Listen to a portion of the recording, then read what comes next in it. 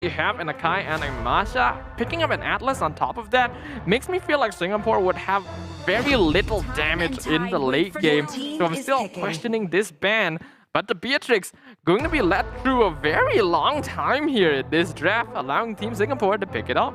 Yeah, Singapore has secured the Beatrix for themselves. Right now, Indonesia looking at their hero pool, what to take in the gold lane as well as the jungler. In terms of the jungle, I kind of feel in this kind of situation, if they want to secure all of the objectives, Valorant pick would be pretty good to go up against what Singapore already has. But if they want pure damage, I have not seen Lancelot or Hayabusa throughout this tournament. So if Albert picks it up, it's going to be a very, very interesting situation because I do want to see how he plays that in the current meta. Yeah, but I like the Baxia pick a lot more because going for an assassin hero like Lancelot or Hayabusa at this point when the enemy has Masha and Akai is just not going to work out. And since they're worried about early game invades due to this Masha and Akai, better to have a more durable jungler that would be able to deal with early game aggression. Right now, for the side of Singapore, the last pick will determine which position that the Akai as well as the Masha is going to go, because we still don't know whether they're going to be roams, EXPs, or the jungle, because as of right now, we've seen a few Akai jungles. We've seen R7 use the Akai in the XP lane, which proved to be pretty strong, pretty good. And right now, Singapore, this is their final pick of the draft. And their final pick is going to be, well, they're really pushing it all the way. And then they took the Cho. Injustice in the world. We still have no idea. I would say JPL Cho, just because like I said before, he was very scary with the Cho, with the Jawhead, and at times with the Kaja. But you know how Kaja is nowadays. So I feel like it is a JPL Cho. And yeah, looks like it's going to be an Akai jungle. Alright, I do like this. The Roamer Show for the side of things. Singapore is going to be a pretty solid counter to the Franco because Shinpo just makes the Iron Hook miss completely. But this is going to be Team Indonesia going up against Team Singapore. These two teams did not get the chance to go up against one another in the 30th SEA Games. So this is going to be their first time meeting here on the SEA Games stage. And both teams going to have a lot to prove. Indonesia, will they be able to solidify their position in the semi-finals? Or will Singapore be the obstacle that stops their path? The first game going up against Indonesia as well as Singapore. I do want to see how they will control the map, because I keep preaching it over and over, especially going up against a team from Indonesia where they have this unique sixth sense where even if they don't have vision, they somehow know you're in the bush. It's almost unfair how they know where you are at all times. That's just the power of having excellent map awareness there, as now JPL going to be the one playing aggressively against Indonesia to try and stop them from taking the buff. This is quite interesting, considering that I thought the Franco would be the one trying to steal the buff away from Reminiscent. Yeah, it looks like over here, it looks like Indonesia, they just want to protect their own farm. They're not looking to push too much earlier in the game, probably just because they want the level 2 power spike first, and then they see what they're going to do with it. But overall, Singapore, yeah, as you said, they're being the one that is being a little bit aggressive. Looking at the Cho, he is at the orange buff, but your good is as good as mine as what's happening down there. Yeah, JPL is gonna be doing his best to try and slow down this farm on the backs here, as now CW and Vin gonna be just diving at him here. Literally nothing he can do, as the first blood gonna go over to the Popol and Koopa on the side of Team Indonesia. Yeah, a little bit unfortunate. I feel like it would be a better play just to clear the minion. So even if you do die, you still will be able to secure the minion for yourself. But either ways, right now, Indonesia has a 1-kill advantage. But other than that, the rest of the map is pretty quiet. What's going to be most important to watch out for is this turtle timing. We know that Indonesia tends to be more passive until this first objective spawns, and that is when they start to make their advantage known. But Albert gonna get caught out. The heavy spin gonna be able to knock him back, but get caught out in the Mystic Field, saving Albert. Yeah, looks like it's going to be a good situation for Indonesia to actually start it up, just because Akai has already used his Hurricane Dance, so he cannot use that big crowd control to put anyone on the side. But look at Vin. Vin almost got chunked out by Sailor. A lot of damage, but still not enough. And focus still is going to be given. Singapore managing to secure the turtle for themselves. That's an interesting bit of miscommunication coming out of Team Indonesia because Sans was the one who sets up the turtle into retribution range with the dawning light. You would think that just by telling Albert, hey, I'm going to ult the turtle, he would have his reti ready, but Reminiscent was the one who was able to secure it on time, so that's going to be a slight advantage for Singapore. Indonesia, though, not phased. They still have the network lead. Not gonna lie, I double checked just in case if I said the wrong thing, because I was heavily implying that Indonesia should be the one getting it. But yeah, I was surprised actually that Singapore secured it. Yeah, probably some kind of miscommunication communication there, especially since Albert did not use his retribution. But overall, right now, GPL is on the top side of the map. Vin is there. Probably not the best target for you to use your Way of the Dragon unless it's a confirmed kill. Yeah, but there are 3 members of Team Singapore here, so if they are aware of it, it looks like JPL will go for it. Gets the Way of the Dragon onto Vin, kicks him back. The rest of his team is here to follow up, but then it's Rage already picking up the kill. And they pick up the Savior in the mid lane as well. Sayla making his own plays in the mid lane. Yeah, this is what we talked about, how Sayla is very good in the mid lane, especially with a hero like Kagura, where he will be the one doing the catching. He will catch you off guard. He will burst you down so fast. I feel like Sans really did not see that coming. The Yin Yang overturn probably did a little bit more damage than he was opting for. What I have to wonder though is Sans a mid laner normally? I'm not sure if he is. I was aware that he was registered as more of a jungle player, so having him in this position instead of Luminaire is giving him a little bit of time to play. But I wonder what is the Team Indonesia's plans here?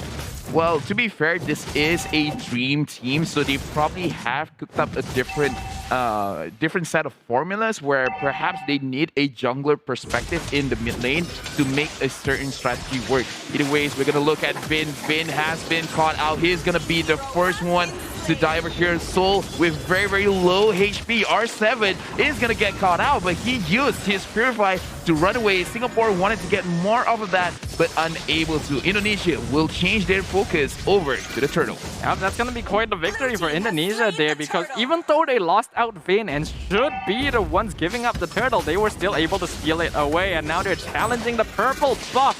Not too sure. Nope, they were not able to take it away from Reminiscent, but now they're challenging for his life, almost taking out the Team Singapore jungler. R7 is proving to be quite a nuisance because he's gonna scale up, making it very difficult for actually Team Singapore to do anything about it unless Adamir finishes his Demon Hunter Sword. Then he can start to give problems towards Indonesia, and then Indonesia got a very, very good kill over there. Akai trying to push Bakta, but not able to. Double kill given over to CW. Yep, and Sayla gonna miss out on the Yin Yang overturn as well. That's gonna be a 2-for-0 trade as Team Indonesia just breaks down the top tier 1. They are aware that they're mostly in the top lane though, so I think Soul should use this opportunity to push the tower. Unfortunately, he has no minion wave. Yeah, right now Soul is really just buying his own time, and I don't know what happened over there, but San securing a kill onto Sayla. Soul is there. He has been found by R7, but it looks like it's not going to translate too much. Yeah, Soul going to be very tanky on the Masha. 3 HP bars is very difficult to knock down, but the Iron Hook set up by the Mystic Field gets the kill onto the Joe. Adamir trying to do some damage as Reminiscent comes in from the back line with the heavy spin. Gonna be pushing R7 underneath the tower, but not enough to get the kill. And Team Indonesia will be able to walk out. Yeah, right now, ever since Akai has been revamped, he is quite a unique hero to play. Just because Soul HP is very, very, very low. And I don't know, personally for me, I played the Akai quite a few times. It takes a little bit getting used to because it's essentially the same skill, but the ultimate actually works in a slightly different way. I can't explain how, but it just feels different, you know? Yeah, it's definitely something that takes a little bit of adjusting to. I would think that Reminiscent is quite comfortable with it because otherwise it would be quite dangerous to draft that hero here in the SEA Games. But Team Indonesia, they already have the advantage. They're taking the turtle, a flicker forward into the Bloody Hunt, forces out the heavy spin. That's going to be a kill onto Vin, I think, but Dawning Light doing a lot of damage to JPL, who's going to get jumped on by Albert, getting the kill onto the Cho. They now lock down another. That's going to be another kill going over to Team Indonesia, as now we can see the remaining members of Team Singapore are jumping right right into the center. Soul taking a lot of damage. As now Adamir flickers in with the Wesker's Eloition, gets a kill onto the Baxia. They're going to be able to pick up yet another double kill going over to Adamir. Sailor walks out with a sliver of HP. That was a crazy play. Okay, here's the thing. He flickered in front. He tried to get the kill. The moment he didn't secure it, and then we see what an amazing iron hook from Vin. Trying to kill up Adamir, and Adamir still manages to kite himself away from Vin.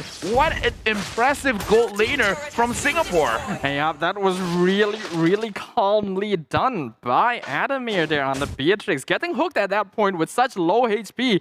Lots of players would typically panic at that point. But not only does he not, he gets to put some more damage into the mid-tier 1 and then just back out with the dash. Really calm and collected decision making. Yeah, right now Adamir just finished his Malefic Roar, so the next damage on the Wesker is really gonna hurt a lot. CW right now 3-0-3. For the side of Indonesia and Singapore, in terms of the kill, it's roughly the same, 7 with 7, but Indonesia does have a 2,000 gold lead. Singapore, they're moving together. The same can be said for the side of Indonesia. We can see 3 members of Team Singapore waiting in the bush. They want to try and gank R7, but this is a difficult target to try and go on. So far, they're still hanging around the mid lane to see if they can pick off squishier members of Team Indonesia, but they're all on the bottom lane. They want this tier 2. Yeah, right now looking at the itemization, Masha is getting very tanky, already having the Sky Guardian helmet, the Molten Essence, and JPL is... I can see JPL was thinking about it, whether he wants to commit onto R7 or not. I feel it's a good idea not to, and that was so close. Vin almost got JPL there. Yeah, that would have been pretty bad because they need the throw. They need their roamer around to be able to contest this Lord. Team Indonesia already forced to reset it because they weren't able to get the pickoff they were looking for, and thus too dangerous to go for this objective right now. They still have the net worth lead, but Team Singapore are definitely putting up a really strong fight against this powerhouse team. Yeah, JPL is just looking for the right time, the right angle to give a kill over to Adamir. And Sela is just going to try and look for CW or Suns. The moment he gets to burst them out fast, the rest of the side of Indonesia, their damage is lower compared to both of these players. So the moment they have CW or Suns, Singapore can really just jump the gun and say, you know what, let's go for it. And they definitely need to do that. But now Adamir gets picked off with the Dawning Light, giving it over to the enemy team. And now it's go time for Team Indonesia. They're right on top of JPL, forcing him to get away with the Jikundo. Should be able to escape, but that's going to be costing Reminiscent his life as the Falling Star Moon finds him. Heavy Spin getting him out. Does he actually walk out of this? Yes, he does. I thought he was 100% dead there, but either way, this is a good situation for Team Indonesia to secure the Lord. Now that Team Singapore, they have to understand that they have to take care of their positioning, because even if it's just Albert, even if it's just R7 or Vin, which you don't really associate a lot of damage with, Sans can dish out damage anywhere on the map. Looking at the itemization here, he already has the Clock of Destiny as well as the Lightning Truncheon. And perhaps he's going to finish it off with a Holy Crystal. We just have a lot more burst damage when he does decide to use the Dawning Light. Yeah, what's even more dangerous though is going to be CW on this Popple and Koopa. Already 8.7k net worth by himself. 4-0 on this gold laner. Indonesia, their late game is starting to come online, and they're going to be making that known. Already taking down the mid-tier 2. Reminiscent waiting to look for a good ult. Yeah, Team Singapore, they are in their own base. They're still thinking, how can they turn things around? Sans just finished off his Holy Crystal. The damage onto Adamir was a lot. The Lord is inside, and looks like Team Indonesia, they're gonna look for it. But JPL found CW, but CW was able to escape that situation. Remington got Albert. Albert forced to go in. There's nowhere for him to go. He has been killed by the Beatrix, but Indonesia, they managed to get not only the mid inhibitor turret, they almost got the bottom inhibitor turret. Yeah, that's going to be a pretty beneficial trade for Team Indonesia here. Yes, they lose Albert. Yes, they lose Sans. But these inhibitor turrets at this point of the game are going to be way more important, especially since they recognize as well that the Lord is not going to be up for a while, so they can't afford to sacrifice bodies. Yeah, Team Singapore, they are finding moments of weakness from the side of Indonesia. JPL is just waiting for it, and they are able to escape the dawning light. Adamir trying to dish out damage to R7, but look at R7 not really dropping any amount of HP. My he can goodness. basically 1v3. He's just there in front, and their main damage dealer could not do anything, and now their second damage dealer has been knocked out. Only Soul and Reminiscent is here to protect their own base. R7 is just buying so much time for CW, already 6-0. They get the cat onto Reminiscent as well. Godlike to the Popple and Koopa. Soul, the only survivor, as now the entire team of Indonesia is breaking down the base, breaking down the crystal. But JPL comes back online, but it's not going to matter because the crystal has already fallen, giving the first victory of the series over the team Indonesia.